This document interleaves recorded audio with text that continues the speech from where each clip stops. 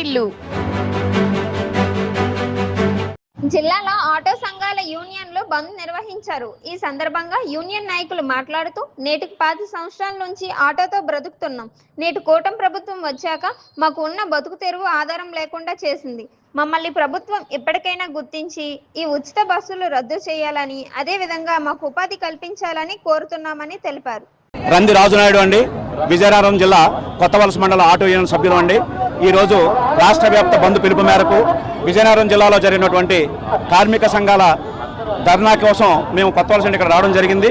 అయితే ఇందులో ముఖ్య ఉద్దేశం ఏమిటంటే, మేము 25 సంవత్సరాల నుండి ఆటో వేసుకొని ఇదే ఆటో మీద కుటుంబాలను పెంచి పోషించుకుంటున్నాం. ఈ రోజు వరకు మాకు ఏ డోకా లేదండి. ఈరోజు కూటమి ప్రభుత్వం వచ్చిన తర్వాత ఉచిత బస్సు పథకం తీసుకురావడం జరిగింది.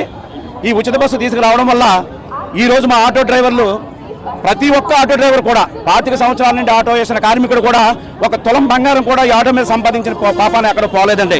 కానీ మా కుటుంబాలను పెంచుకున్నంత వరకు, మా పిల్లల్ని పెంచుకున్నంత వరకు, పోషించుకున్నంత వరకే ఈ ఉచిత బస్సు లేకపోవడం వల్ల అదేనా జరిగింది. ఈరోజు కూటమి ప్రభుత్వం వచ్చిన తర్వాత ఉచిత బస్సు చేసి మా ఆటో కార్మికులు పొట్టగొట్టడం జరిగింది. దీనికి వల్ల మేము లాస్ అయిపోయేది ఏంటంటే, బ్రతకడానికి ఆధారం పోయింది. మేము బ్రతకడానికి వేరే పని చేసుకోలేము. 25 సంవత్సరాలు ఇదే పని మీద ఉన్నాం. మీరు ఆ ఉద్యోగ అవకాశాలు కల్పించారు. మేము సొంతంగా బ్రతుకుదామని ఆటోలు వేసుకుంటే ఉపాధిని కొల్లగొడుతున్నారు.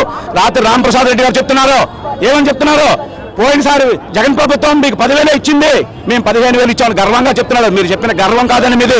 ఆ రోజు జగన్మోహన్ రెడ్డి గారు ఇచ్చింది ఉచిత బస్సులు వేయలేదండి, బస్సులు వదిలేశారు. మాకు రూట్కి అవకాశం, మార్గాన్ని కల్పించారు. బ్రతకండి అని వదిలేశారు మాకు ఆయన. కానీ ఈరోజు బ్రతుకుని మీరు తీసేశారు. 15,000 రూపాయలు వేస్తానంటున్నారు. రోజు 41 రూపాయలు మీరు ఇచ్చింది. రోజు 41 రూపాయలు అంటే మా ఆటో డ్రైవర్ బతకలేడు.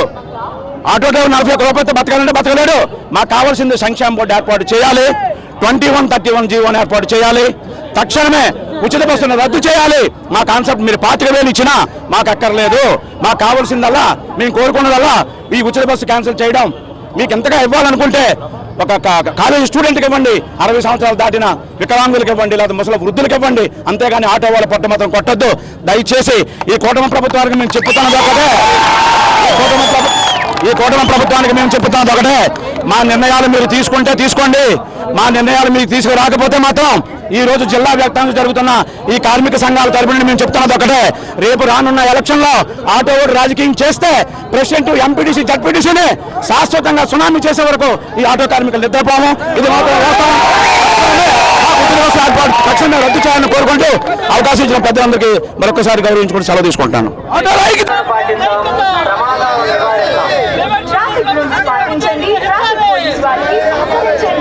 ట్రాఫిక్ సిగ్నల్స్ గమనించండి.